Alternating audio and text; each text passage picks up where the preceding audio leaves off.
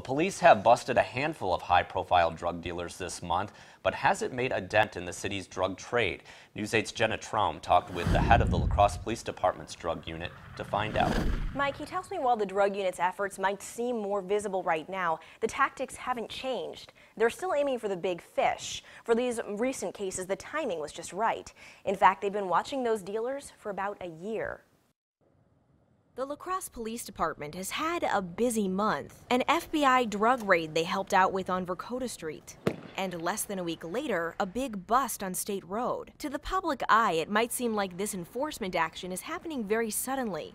But behind the scenes, these cases have been in the works for about a year. We're only privy really to release about 10% of what we do to the media as far as some things. The public would really be shocked if they knew the volume of drugs going through La Crosse. At the center of all this is Detective Sergeant Dan Crosse, who heads up the department's drug unit. He says not only do these higher profile cases raise the public's awareness, the hope is the publicity will also deter other dealers. We want the dealers in the area in western Wisconsin, the city of La Crosse, to know that if they want to continue their operation around here, they will eventually get caught at some point in time, and we will develop a strong case on them and take them down. News 8 talked to a former drug dealer turned police informant about a year ago, and that person said dealers come to La Crosse from the bigger cities because they think the courts here are soft on sentencing. Big people in the cities are sending their people to get rid of more products because, I mean, if it's happening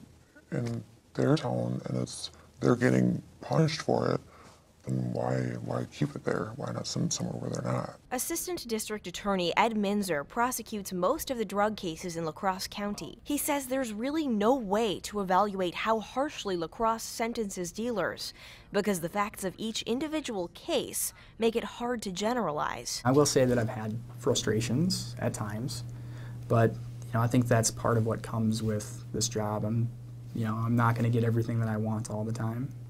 That would be unreasonable. If it was always what I wanted, then maybe the system wouldn't be working quite right.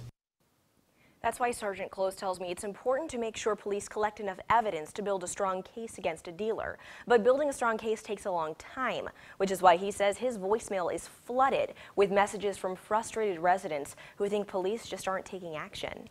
All right, thanks, Jenna. Sergeant Crosse says the drug trade in La Crosse is in the millions of dollars. About a third of the cases in intake just today were drug-related, from cocaine to bath salts.